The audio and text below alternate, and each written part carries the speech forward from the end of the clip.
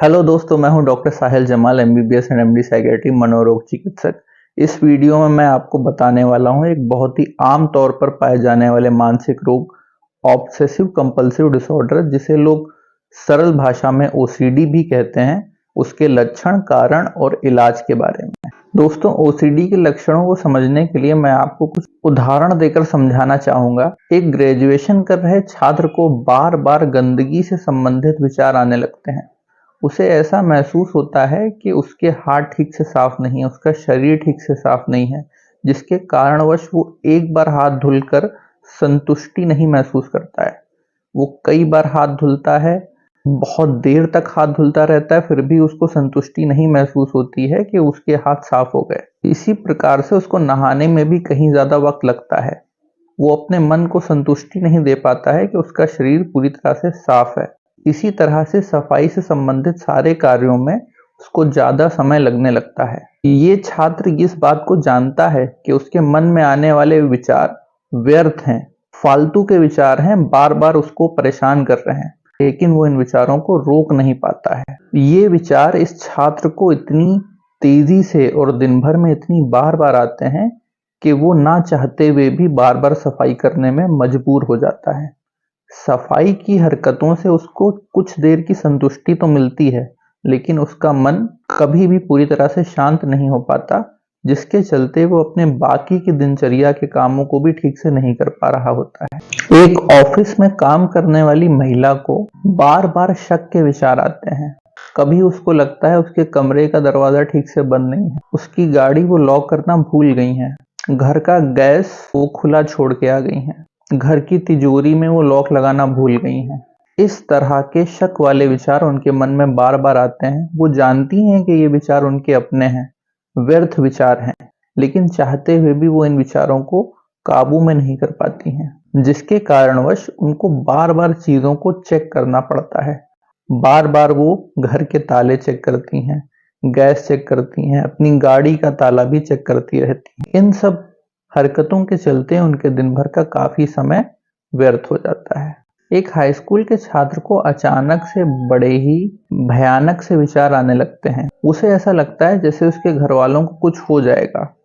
कभी किसी घर वाले के एक्सीडेंट का ख्याल आ जाता है, कभी किसी घर वाले की स्वास्थ्य से संबंधित किसी गंभीर बीमारी का विचार आ जाता है। इसी तरह से या तो खुद से या अपने किसी प्रियजन से संबंधित किसी ना किसी नुकसान के विचार मन में आते रहते हैं। एक रिक्शा चालक को अचानक से कुछ अनचाहे विचार बार बार आने लगते हैं। उसको विचार आते हैं कि वो बंदूक से किसी को मार दे, पास पड़ी चाकू से किसी का मर्डर कर दे, किसी व्यक्ति को छत से नीचे फेंक दे। इन विचारों से वो काफी परेशान रहने लगता है। ना चाहते हुए भी उसके मन में ये विचार बार बार आते हैं। जब बीमारी बढ़ती है तो उस व्यक्ति के मन में ना चाहते हुए भी सेक्स संबंधी विचार बार बार आने लगते हैं। एक दुकानदार को अचानक से अपनी दुकान का सारा सामान व्यवस्थित करने में बहुत ज्यादा समय लगने लगता है। उसे ऐसा लगने लगता है जैसे हर चीज का व्यवस्थित होना जरूरी है। जब तक उसको पूरी दुकान व्यवस्थित नहीं लगती, उसे उलझन घबराहट होती रहती है। यही चीज उसके घर में भी होती है। वो अपनी अलमारियों में सारे सामान ठीक से लगाने लगता है, कपड़े पहनते हुए भी उसे बहुत सारा वक्त लगने लगता है। हर चीज जब तक नपी तुली उसके हिसाब से ना हो, उसकी उलझन घबराहट बनी रहती है। अपने मुताबिक हर चीज को व्यवस्थित करने में उसके दिन भर का ज्यादातर वक्त बर्बाद हो जाता है। सही तरीके से कपड़े फैलाना, सही तरीके से किताबें रखना, सही तरीके से अपनी अलमारी में कपड़े सजाना, हर चीज में उसको ज्यादा वक्त लगने लगता है। दोस्तों, जैसा कि मेरे उदाहरणों से आप सभी को समझ में आया होगा, ऑब्सेशंस एंड कंपल्शंस मुख्य रूप से ये दो तरह के लक्षण होते हैं ओसीडी ऑब्सेसिव कंपल्सिव डिसऑर्डर में। मरीज को कोई ना कोई अनचाहा विचार आता है, जो कि दिन भर में इतनी बार आता है कि मरीज चाहते हुए भी उन विचारों को रोक नहीं पाता है। इन विचारों को रोकने के लिए मरीज कुछ ना कुछ ऐसी हरकत करता है जिससे उसे थोड़ी देर के लिए तो संतुष्टि मिलती है, लेकिन दोबारा विचार आने से इंसान बार बार वही हरकतें करता रह जाता है, जिससे उनके समय की बहुत ज्यादा बर्बादी हो जाती है। कई मरीज मन में ही कुछ हरकतों को दोहराते रहते हैं, जैसे किसी मंत्र का जाप करना, गिनतियां गिनने लगना, या किसी शब्द को बार बार मन ही मन में दोहराते रहना। दोस्तों, मैंने आपको ओसीडी के कुछ बहुत ही आम तौर पर पाए जाने वाले लक्षणों के बारे में ही जानकारी दी है। ओसीडी में कई और तरह के गंभीर लक्षण हो सकते हैं। ओसीडी पूरी दुनिया में 2 से 3% लोगों में पाई जाने वाली एक मानसिक बीमारी है। दोस्तों, आइए अब चर्चा करते हैं ओसीडी के कारणों के बारे में। दोस्तों, पहला कारण है जेनेटिक्स, यानी अगर परिवार में किसी को भी ओसीडी के लक्षण है तो परिवार के अन्य जनों में भी ओसीडी होने की संभावना होती है। दोस्तों, दूसरा कारण है हमारे दिमाग में पाए जाने वाले कई सारे न्यूरोट्रांसमीटर्स की कमी हो जाना। उसमें खास करके सेरोटोनिन नाम का केमिकल महत्वपूर्ण है ओसीडी के मामले में। ऐसा देखा गया है, हमारे दिमाग में एक सर्किट होता है जिसको कॉर्टिकोस्टेटोथैलेमोकॉर्टिकल सर्किट बोलते हैं। इस सर्किट में अगर सेरोटोनिन की कमी हो जाती या इसके काम करने के तरीके में किसी तरह की बाधा आती है तो लोगों में ओसीडी के लक्षण पाए जाते हैं। दोस्तों, इसके अलावा बैक्टीरिया स्ट्रेप्टोकोकस, जिसके इन्फेक्शन से एक बीमारी होती है जिसको पांडास कहते हैं, इसमें भी ओसीडी के लक्षण पाए जाते हैं। दोस्तों, ये बीमारी खास करके बच्चों में देखी जाती है। दोस्तों, हमारे दिमाग का एक हिस्सा होता है जिसको बेसल गैंग्लिया कहते हैं। अगर जीवन में कभी भी सिर की चोट के कारण बेसल गैंग्लिया में कोई खराबी आती है तो भी ओसीडी के लक्षण देखे जा सकते हैं। दोस्तों, आइए अब चर्चा करते हैं ओसीडी का इलाज क्या है और इसका इलाज जरूरी क्यों है। दोस्तों, ओसीडी एक जटिल मानसिक रोग है। अगर इसका लंबे समय तक इलाज नहीं हुआ तो ये गंभीर अवसाद यानी डिप्रेशन का कारण बन सकता है। मरीज अपनी इन हरकतों से परेशान होकर उदासी मायूसी में चले जाते हैं।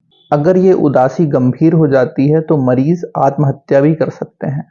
दिन भर में बार बार आने वाले इन अनचाहे विचारों के चलते मरीज अपना जीवन में कोई और कार्य पे ध्यान नहीं लगा पाता, जीवन में सफल नहीं हो पाता और उसका जीवन बर्बाद चला जाता है। दोस्तों, जैसा कि मैंने आपको पहले ही बताया, ओसीडी एक जटिल मानसिक रोग है। हर मानसिक रोग विशेषज्ञ के लिए ओसीडी को नियंत्रित कर पाना एक चुनौती की तरह होता है। दोस्तों, ओसीडी एक ऐसी बीमारी है जिसमें 1/3 लोग शुरुआती इलाज से ही पूरी तरह से नियंत्रण में आ जाते हैं। 1/3 ऐसे मरीज होते हैं जो इलाज के बाद आधा अधूरा सुधार महसूस करते हैं। उनके लक्षण काबू में तो आ जाते हैं लेकिन पूरी तरह से ठीक नहीं हो रहे होते।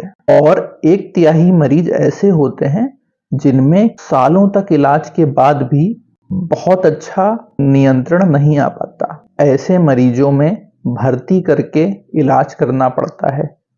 दवाइयों के अलावा कई सारे और तरीकों का इस्तेमाल भी करना पड़ता है उनके लक्षणों को काबू में लाने के लिए। दोस्तों, ओसीडी के इलाज में मुख्य रूप से हमारे भारत में कई सारी दवाइयां उपलब्ध हैं। जैसा कि मैंने पहले बताया, हमारे दिमाग में केमिकल सेरोटोनिन की कमी से ओसीडी के लक्षण आ सकते हैं। ओसीडी की ज्यादातर दवाइयां हमारे दिमाग में सेरोटोनिन केमिकल की मात्रा को ठीक करने का काम करती हैं। ओसीडी के इलाज में कुशल मनोरोग चिकित्सक दवाइयां और थेरेपी दोनों का प्रयोग भी करते हैं। ओसीडी को ठीक करने के लिए एक मनोचिकित्सक थेरेपी, जिसको ERP यानी exposure and response prevention therapy कहते हैं, बहुत ही उपयोगी साबित हुई है। इसके अलावा CBT यानी कॉग्निटिव बिहेवियरल थेरेपी का इस्तेमाल भी होता है। कई सारे और तरीके जिसमें RTMS अर्थात repetitive transcranial magnetic stimulation and TDCS अर्थात ट्रांसक्रेनियल डायरेक्ट करंट स्टिमुलेशन उपलब्ध हैं। दोस्तों, यहाँ समझने वाली बात यह है, ओसीडी एक जटिल मानसिक रोग है। अगर आप इसको जड़ से खत्म करना चाहते हैं तो अपने मनोरोग चिकित्सक पे भरोसा करते हुए इलाज पूरा लें। कई बार शुरुआत में ओसीडी की दवाइयां शुरू करने के करीबन 10 से 12 हफ्ते बाद ही दवाइयों का असर दिखना शुरू होता है। इसलिए ओसीडी का इलाज शुरू करते वक्त मरीज को सब्र रखना चाहिए। कई बार ऐसा होता है, मरीज पूरा इलाज लिए बिना ही दवाइयां छोड़ देते हैं या दवाइयां ठीक से खाते नहीं हैं, क्योंकि उन्हें लगता है हफ्तों से दवाइयां ले रहे हैं लेकिन कुछ ज्यादा खास सुधार नहीं आया। दोस्तों, एक और महत्वपूर्ण बात, ओसीडी बीमारी में 100 में 35% सुधार भी काफी अच्छा सुधार माना जाता है। अगर शुरुआत के 3 महीनों में 35% सुधार भी है तो आपके मनोरोग चिकित्सक आपकी बीमारी को आगे आने वाले समय में बहुत हद तक काबू में कर लेंगे।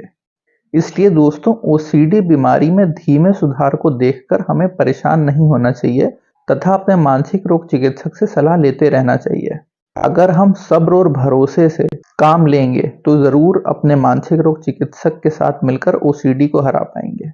एक महत्वपूर्ण बात, ओसीडी के लक्षण काबू में आने के बाद भी कम से कम 1 से 2 साल इलाज लेना चाहिए, तब ये बीमारी पूरी तरह से जड़ से खत्म हो पाती है। अक्सर मरीज ये गलती करते हैं, ओसीडी के लक्षण ठीक होते ही दवाइयां छोड़ देते हैं, जिसके कारणवश ओसीडी के लक्षण फिर से आ जाते हैं और फिर से इलाज शुरू से शुरू करना पड़ जाता है। दोस्तों, आपके किसी प्रियजन में या आप में ओसीडी के लक्षण दिखाई देते हैं तो जरूर किसी मानसिक रोग चिकित्सक से सलाह लें और ओसीडी का इलाज सही तरीके से शुरू करें। मैं आशा करता हूं इस वीडियो के जरिए मैं आप तक उपयोगी जानकारी पहुंचा पाया हूँगा। आपको अगर मेरा ये वीडियो पसंद आया तो लाइक, शेयर एंड सब्सक्राइब जरूर करिए। जय हिंद, जय भारत।